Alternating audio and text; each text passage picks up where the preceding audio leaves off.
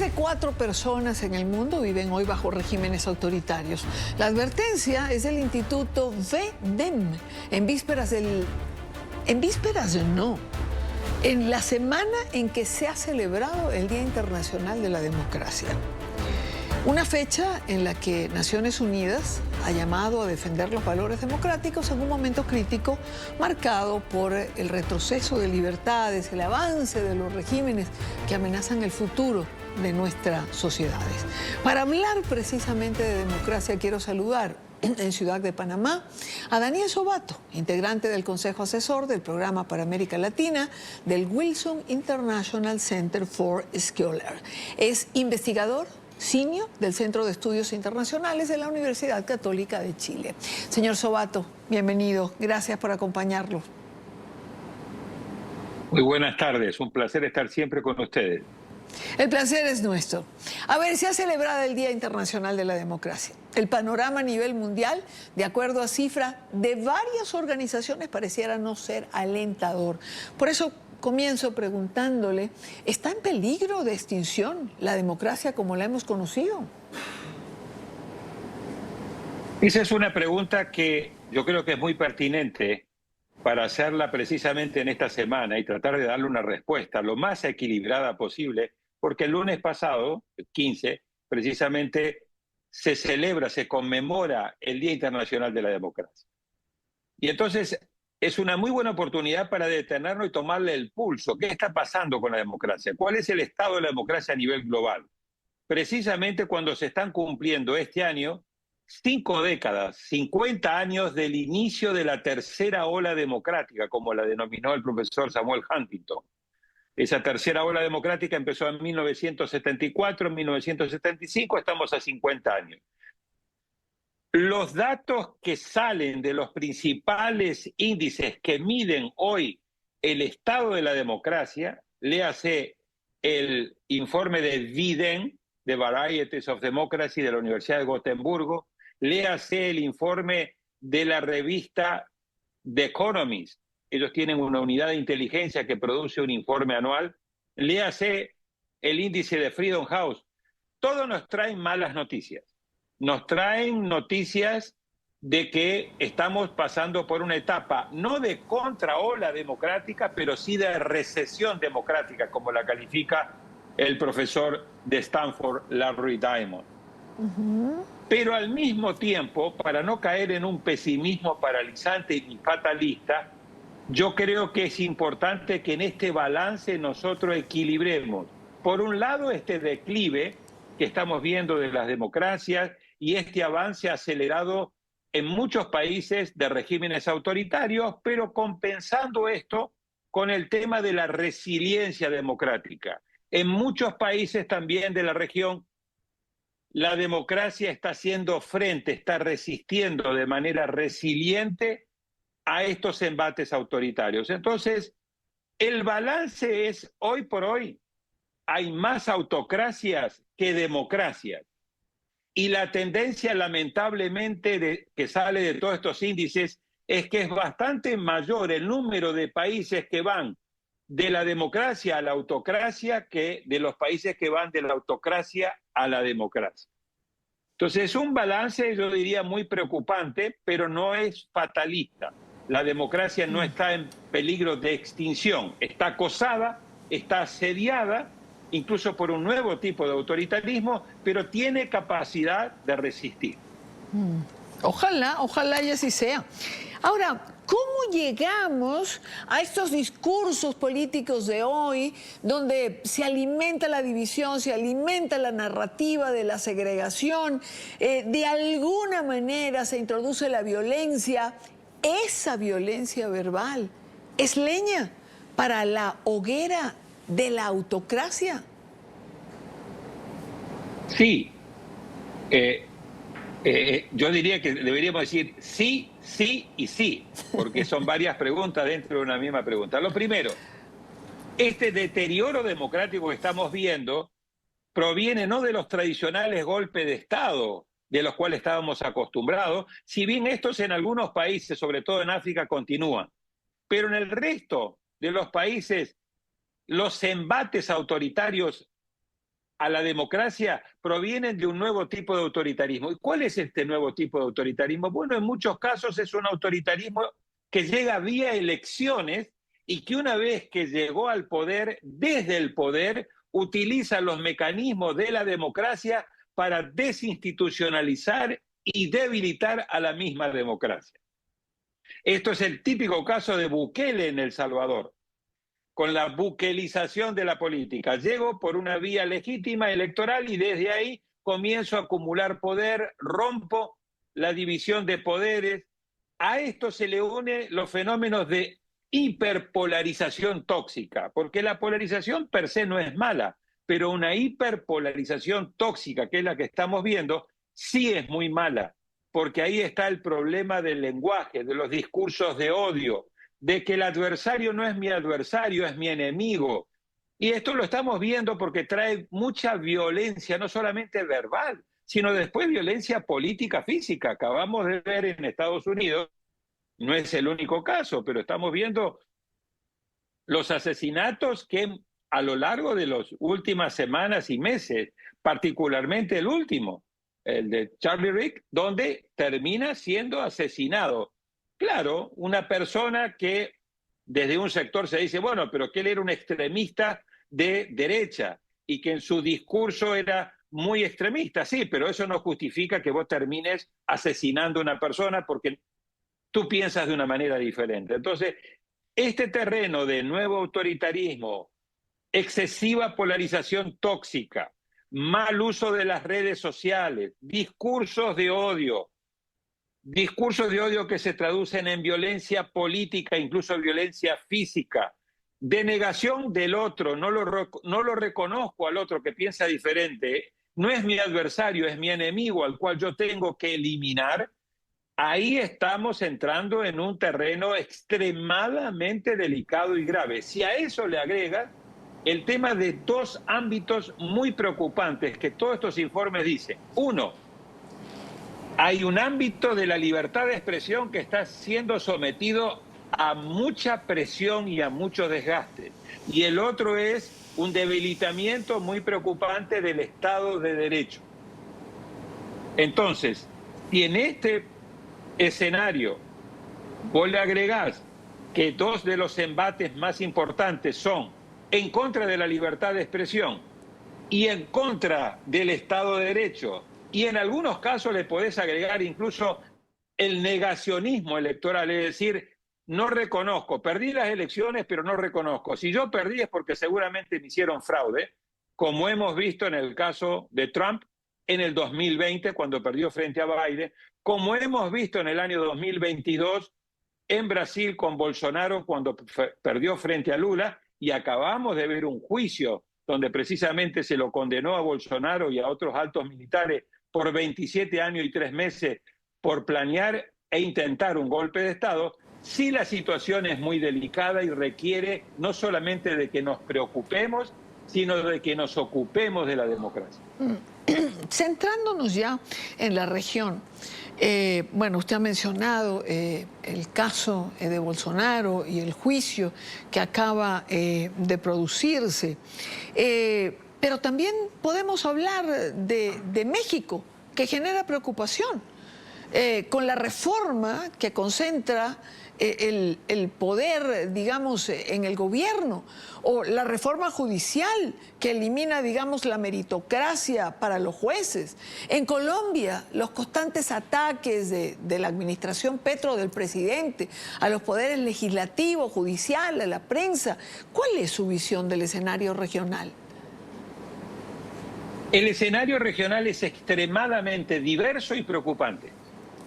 Yo diría que si uno desagrega, porque hay un alto grado de heterogeneidad entre los países, si agarramos 20 países de América Latina, lo que podemos ver es que en algunos casos hay democracias de alta calidad, democracias muy resilientes, y ahí tienes siempre a Uruguay y a veces entrando y saliendo a Costa Rica y Chile. Después tienes una segunda grupo de países, alrededor de 6 países, para los últimos datos de The Economist que estoy citando, donde son democracias, pero son democracias defectuosas, la llama The Economist. Ahí tienes a Argentina, tienes a Brasil, tienes a Chile, dependiendo del año, tienes a Colombia, tienes a Panamá y tienes a República Dominicana. Y después tienes unos 8 países que le llama The Economist regímenes híbridos. Yo les llamo el purgatorio, porque ni son democracias ni son regímenes autoritarios plenos. Están en una situación intermedia. Pero en la mayoría de los casos, no en todos, una vez que vos entras a régimen híbrido, por lo general la tendencia es a irte degradando, aunque te quedes en esa categoría, ir perdiendo calidad de democracia o caer a un régimen autoritario. Y ahí tenés alrededor de 8 países. Ahí tenés el caso de Paraguay, tenés el caso de Bolivia, tenés el caso de Perú, tenés el caso de Ecuador, tenés el caso de Honduras, tenés el caso de Guatemala, tenés el mismo caso de México, y The Economist pone el caso de El Salvador en la última medición. Para mí El Salvador ya está en la categoría de régimen autoritario, sobre todo después de la reciente reforma que le dan la posibilidad de la reelección indefinida al presidente Bukele. Y después tenés una última categoría, que es el sótano, la última de todas, que son los regímenes autoritarios. Y claramente ahí tenés a Cuba, tenés a Venezuela, tenés a Nicaragua, tenés a Haití, que además de régimen autoritario ya es un Estado fallido, sí, colapsado, y yo pongo ahí a El Salvador. Por lo tanto, tenés esta heterogeneidad de democracias de buena calidad, democracias defectuosas, regímenes híbridos, situaciones de deterioro democrático, situaciones de regresión, pero también situaciones de resiliencia. Lamentablemente hoy, cuando vos sumás 8 híbridos más 4 o 5 regímenes autoritarios, casi que 2/3 partes de estos 20 países ya han dejado de ser democracia, y eso debe ser un campanazo de alerta muy, muy importante. De nuevo, no para un pesimismo paralizante, sino para ponernos las pilas para ver cómo ayudamos a que estos retrocesos y regresiones democráticas se detengan y cómo vamos recuperando en el camino. Usted mencionaba Cuba. Y creo que vale la pena ir sobre estos casos. Cuba tiene, digamos, una hambruna terrible, una crisis energética sin precedentes. En Nicaragua prácticamente ya no hay voces que disientan dentro del país. La iglesia es perseguida. Acabaron con las organizaciones no gubernamentales, con la Cruz Roja, y Venezuela, pues el panorama económico continúa siendo absolutamente crítico. Ahora, en comparación con los casos anteriores, hay movimientos que se están planteando, como este despliegue militar, por ejemplo, de los Estados Unidos en el Caribe, por mencionar algo que nos ocupa aquí ahora. Bueno, en primer lugar, estos 3 casos que usted describe, la particularidad que tienen es que son totalitarismos de viejo cuño e ineptos, porque en el caso de Venezuela ha expulsado más de 8 millones de personas, y en este momento la crisis económica sigue agravándose, la moneda sigue depreciándose, la inflación sigue en aumento, etcétera, y esto no es culpa de lo que está pasando en el Mar Caribe, porque esto empezó hace apenas 14 días. La situación, como bien describe, de Cuba es de las peores de las últimas décadas, con estas series de apagones que pareciera ser de que no pueden ni tener luz, tampoco agua. Entonces, una situación de mucha precariedad. Y lo de Nicaragua, claramente también una dictadura que expulsa a mucha gente, pero a su vez una dictadura casi que la dictadura más parecida a la norcoreana, porque ahí lo que tenemos es una dinastía familiar entre Daniel Ortega y Rosario Murillo. Para mí el verdadero peligro como efecto espejo de los autoritarismos no pasa por estos viejos e ineptos autoritarismos, porque nadie quiere ser hoy Venezuela, nadie quiere ser hoy Cuba, nadie quiere ser hoy Nicaragua, sino con lo que yo he llamado la eficracia. La eficracia quiere decir de que hay un pacto fáustico, citando a Fausto, en el cual un líder como Bukele le dice a la población: yo te ofrezco el bien más preciado, seguridad ciudadana, cero delitos, como dice Bukele, entre comillas, pero a cambio tú me tienes que permitir a mí debilitar la democracia, debilitar el Estado de Derecho, mantener el estado de excepción de manera continua, etc. Y esto sí es un problema serio para la democracia latinoamericana hoy, porque hay un 53%, según datos del Latinobarómetro, que dice, no me importaría un gobierno no democrático siempre y cuando me dé resultado. Y la gran asignatura pendiente que tienen muchos de nuestros países, muchos de nuestra democracia, es poderle dar resultados a las demandas cada vez más exigentes de una ciudadanía del siglo XXI. Y lo que estamos viendo en Asia, acabamos de verlo en Nepal, esos estallidos y fuertes protestas sociales motivadas fundamentalmente por los jóvenes, básicamente por dos temas: la falta de oportunidades, alto costo de vida, etcétera, y segundo, los altos niveles de corrupción de una élite política que vive totalmente desconectada de la ciudadanía. Cuidado que si no atendemos esos fenómenos, América Latina podría volver, como tuvo en el año 2019, a una ola de protestas muy, muy importante, porque claramente los sectores juveniles, potenciados por las redes sociales, frente a los escándalos masivos de corrupción, de ineptitud, de falta de resultados, de alto costo de vida, de falta de oportunidades, pueden llegar a poner realmente en aprietos la gobernanza democrática. Ahora, señor Sobato, ya para finalizar, usted decía al inicio de esta entrevista que no quería caer en un pesimismo extremo. Pues coincido con la intención, pero ¿qué puede hacer el ciudadano de a pie, quien nos está oyendo o está viendo la entrevista para defender la democracia? Rápidamente te doy el super rally electoral. Vas a tener segunda vuelta el 19 de octubre en Bolivia, vas a tener elecciones de medio periodo legislativas muy importantes a fines de octubre en Argentina, vas a tener primera y probablemente segunda vuelta en noviembre, diciembre en Chile, y vas a tener elección de una sola vuelta a fines de noviembre en Honduras. Y el año que viene vas a tener 4 elecciones muy importantes, 3 de ellas en Sudamérica centrales.